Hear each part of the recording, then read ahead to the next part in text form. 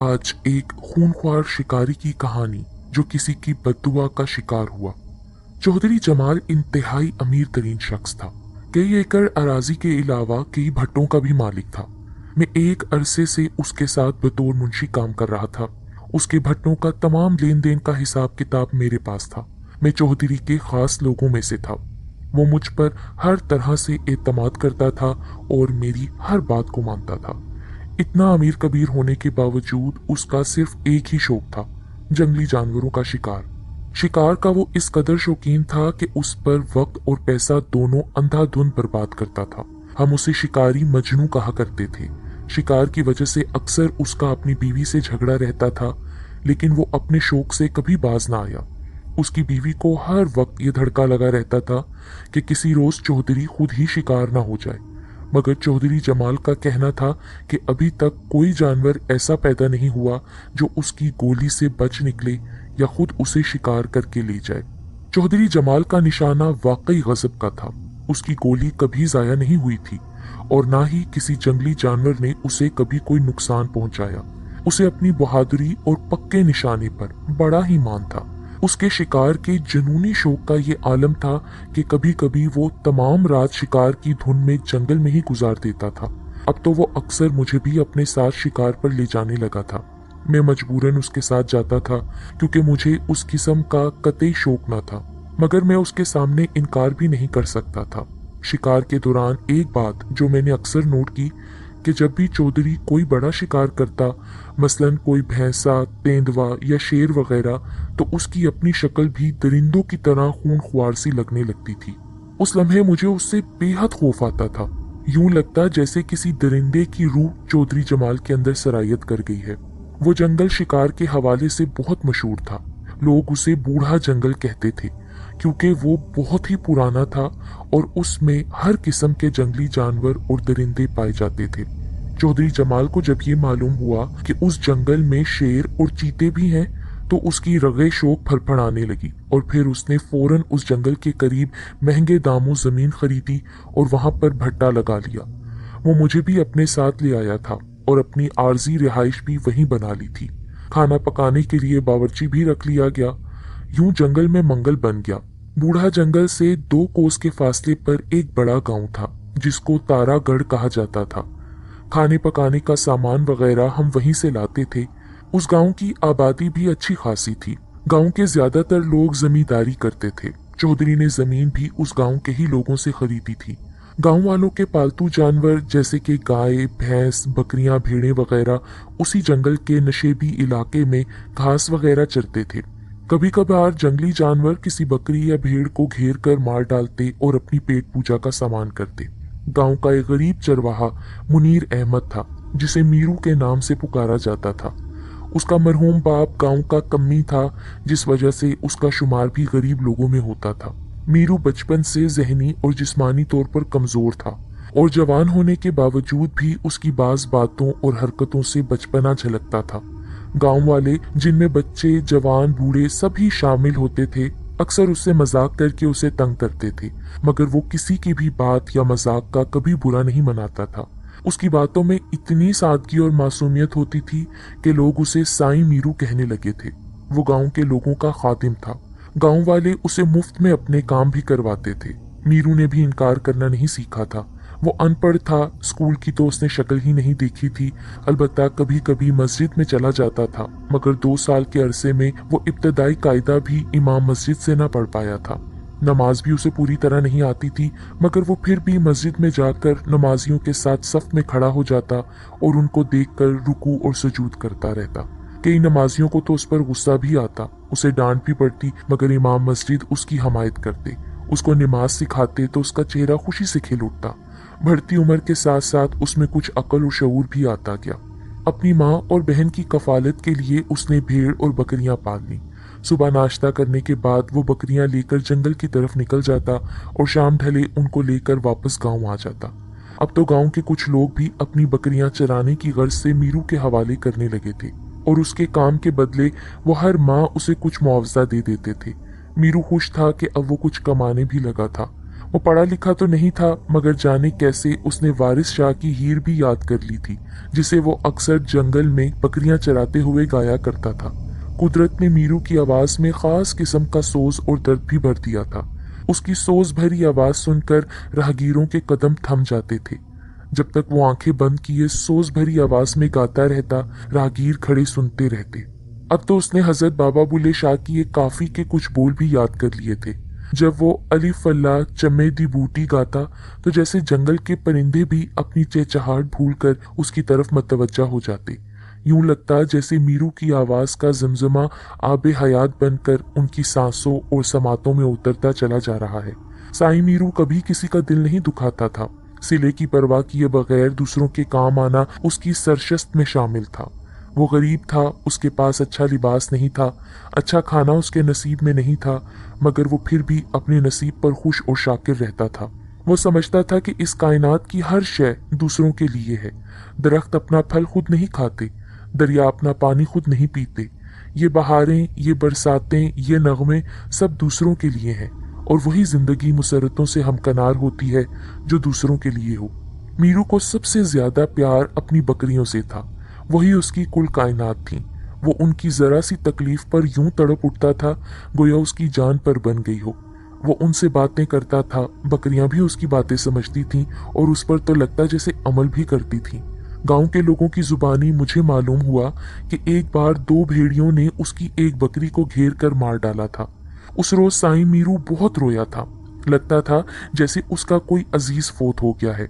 उसने बकरी के सोग में 2 दिन खाना भी ना खाया और आसमान की तरफ हाथ उठाकर भेड़ियों को बद्दुआएं दी थीं।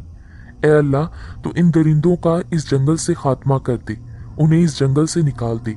मीरू के दिल से निकली हुई मासूम दुआओं का असर था कि भेड़िए ये जंगल छोड़कर ना जाने कहाँ चले गए, क्योंकि उसके बाद आज तक किसी ने उस जंगल और इलाके में भेड़िए की शक्ल तक नहीं देखी थी। अब तो मीरू की बकरियों से मोहब्बत और भी बढ़ गई थी। वो हर दम उन्हीं की फिक्र करने लगा था। गांव के लोग अब मीरू को अल्लाह का खास बंदा कहते थे। कई लोग तो उससे किसी मकसद के लिए दुआ भी कराते थे और उसकी दुआएं बारगाहे इलाही में शर्फ कबूलियत भी हासिल करती थीं। मगर कुछ लोग मीरू से अब भी मजाक करते और उसे तंग भी करते थे, मगर वो किसी बात और तज़हीक का बुरा नहीं मनाता। उसे तो बस अपनी बकरियों से प्यार था। वो उनसे इस तरह बातें करता जैसे इंसान एक दूसरे से बातें करते हैं। अपनी बकरियों से अपने गम दुख बांटता था। शायद वो जानता था कि बेजुबान जानवर किसी को दुख नहीं दिया करते, किसी का हक नहीं मारते, किसी का खून नहीं बहाते। ये एजाज सिर्फ इंसान ही को हासिल है कि अपने मफाद की खातिर तमाम हदूद फलांग डालता है। मैं जब मीरू से मिला तो मैंने उसे वैसा ही पाया जैसा सुना था। वो वाकई अल्लाह का महबूब बंदा था। मैं उसकी सादगी, मासूमियत और उसके मन की सच्चाई से बहुत ही मुतासिर हुआ। वक्त गुजरने के साथ साथ मुझे न सिर्फ उससे हमदर्दी बल्कि एक उन्स सा हो गया था। अब वो जब भी बकरियां चराते हुए चौधरी के भट्टे की तरफ आता तो मेरे पास जरूर बैठता। मैं उससे बातें करता, उससे हजरत बाबा बुल्ले शाह की काफी जरूर सुनता।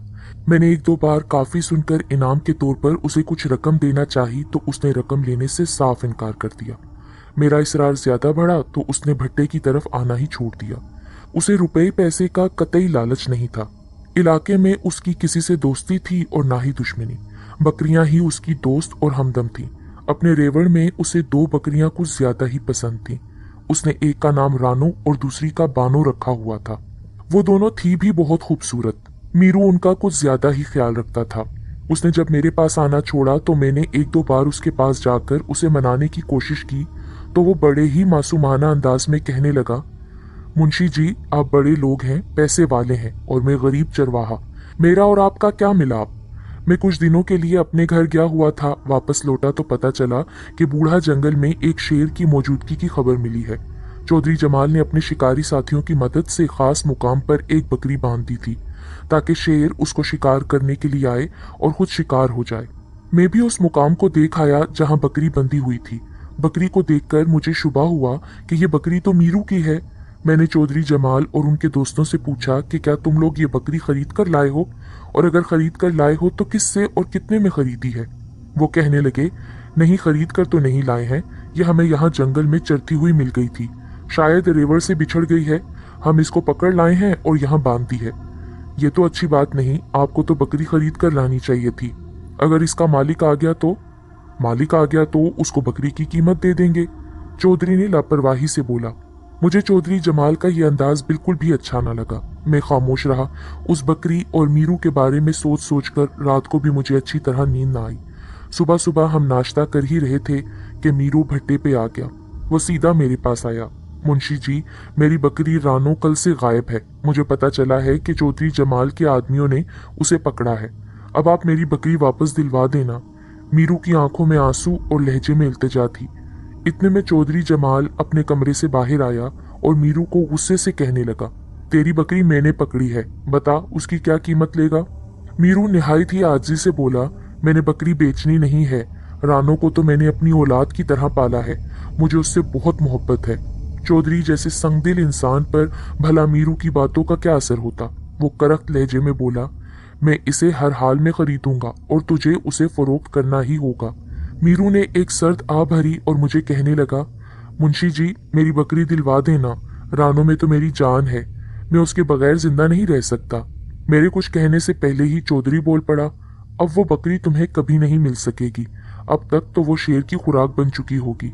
ये कहकर चौधरी ने अपनी जेब में हाथ डाला और उसमें से कुछ रुपए निकालकर मीरू के सामने जमीन पर डाल दिए और गरूर भरे अंदाज में बोला, इन्हें उठा और अपनी शक्ल गुम कर। मैंने देखा कि दुख और गम की कैफियत से मीरू की तो हालत ही बदल गई थी। चौधरी का ये अंदाज उसे बहुत ही बुरा लगा था। मुझे लगा जैसे मीरू की आंखों से शोले निकल रहे हों। वो गुस्से से थर थर कांपने लगा। उसने नोटों की तरफ निगाह भी न डाली। उसकी तो हालत गैर होने लगी थी। उसने आसमान की तरफ नजर उठाई और फिर हाथ भी उठा लिए। उसके होंठ तेजी से हिलने लगे और आंखों से आंसू भी जारी हो गए।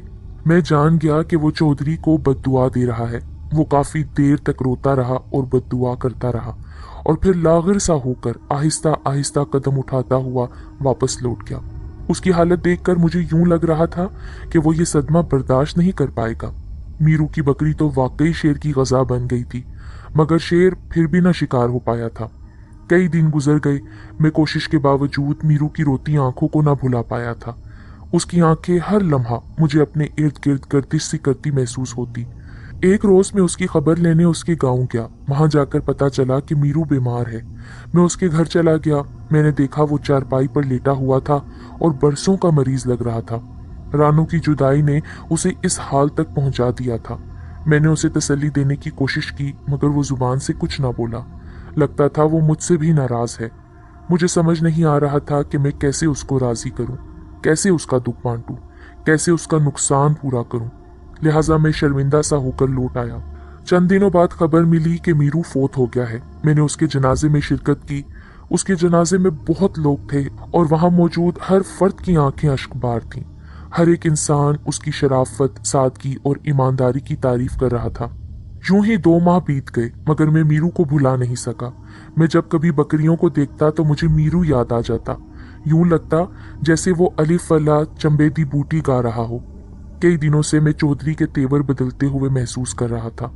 उसमें गुस्सा इस कदर बढ़ गया था कि बात बात पर झगड़ा करना और भट्टे पर काम करने वालों को मारना पीटना शुरू कर देता। वो उन गरीबों को इतनी बेदर्दी से मारता कि अल्लाह की पनाह। मैं उसे समझाता तो वो मेरी बात सुनी अनसुनी कर देता। उसके चेहरे पर हमा वक्त वहशत छाई रहती थी। नतीजा ये हुआ कि मजदूर एक एक करके भट्टे से भागने लगे। मैं इधर उधर के देहातों में जाकर मजदूर ढूंढ कर लाता। वो भी 1-2 दिन बाद चौधरी के रवैये से भाग जाते।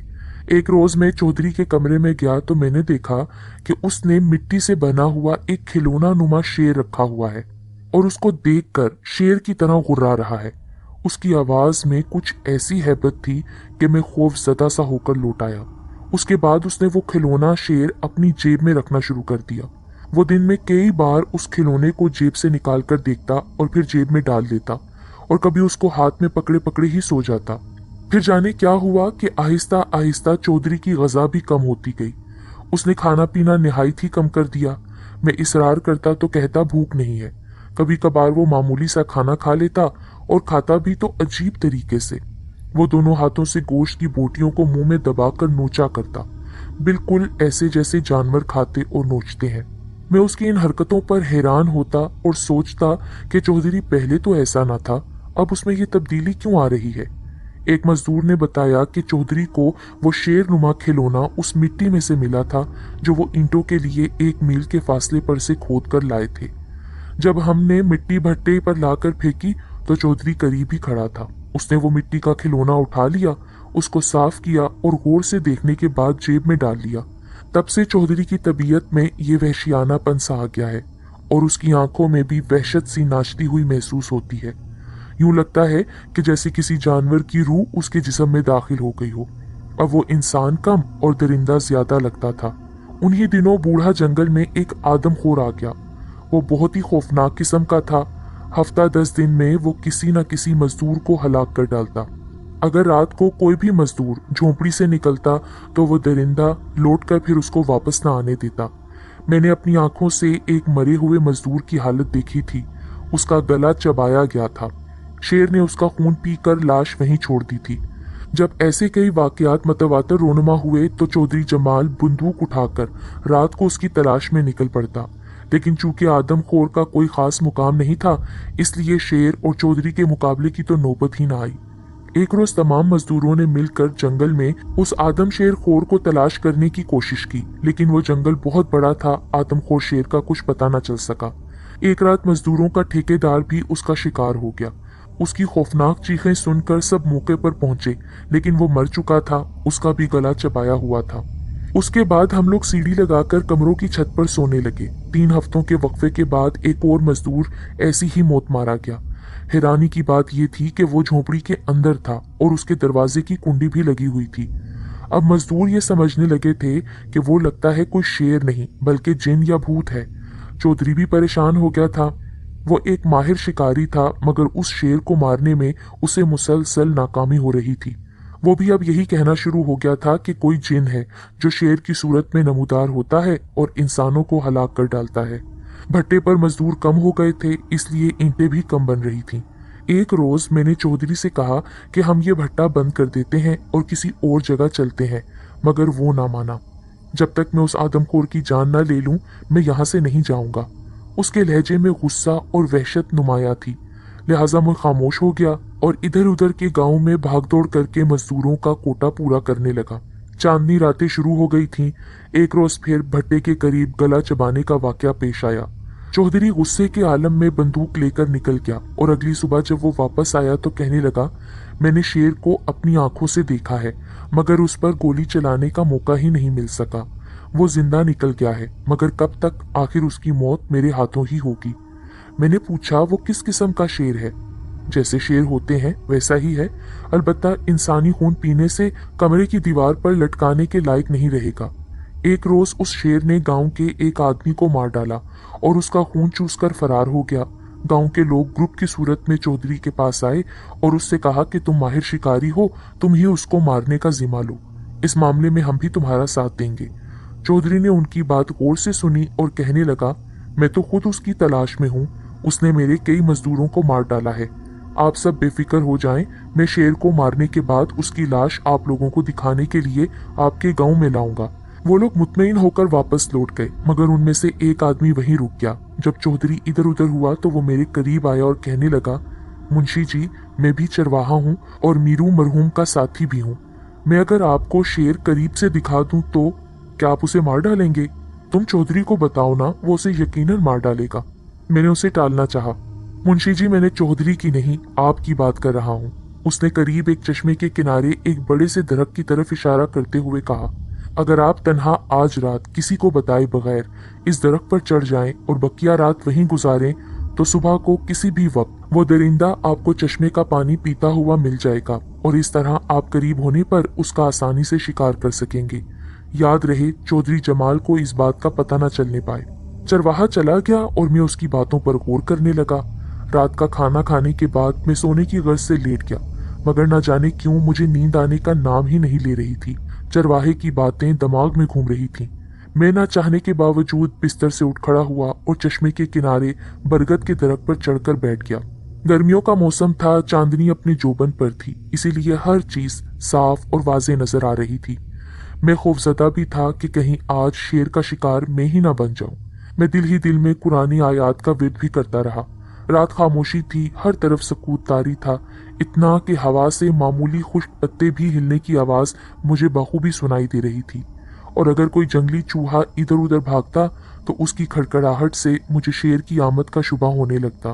तमाम रात मेरी यही हालत रही। अल्लाह अल्लाह करके सुबह के आसार नमूदार हुए। अभी मैं दरख्त से उतरने का इरादा ही कर रहा था कि मुझे कोई चीज आहिस्ता आहिस्ता पानी की तरफ बढ़ती हुई नजर आई। वो कोई अजीबो गरीब चीज थी।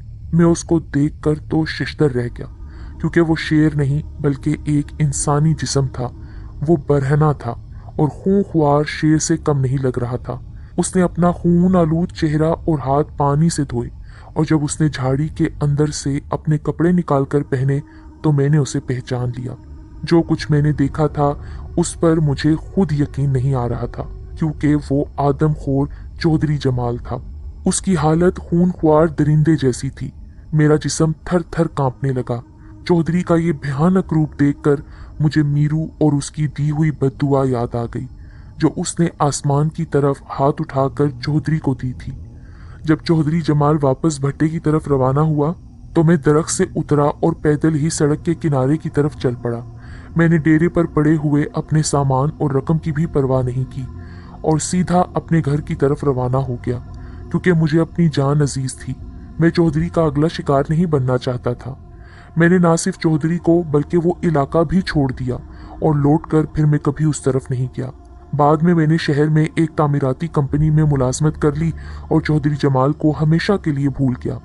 उस वाक़ये को जब 6 माह गुजर गए तो एक रोज अखबार के वर्कगर्दानी करते हुए एक खबर की सुर्खी पढ़कर मैं तो चौंक गया। आदमखोर इंसान को गांव वालों ने गोलियां मारकर हलाक कर दिया। मैंने खबर की तफसील पढ़ी तो वो चौधरी जमाल के बारे में थी। लिखा था कि चौधरी जमाल आदमखोर बन गया था। वो कई इंसानों का खून पी चुका था। किसी को भी मालूम नहीं पड़ा इस बात का।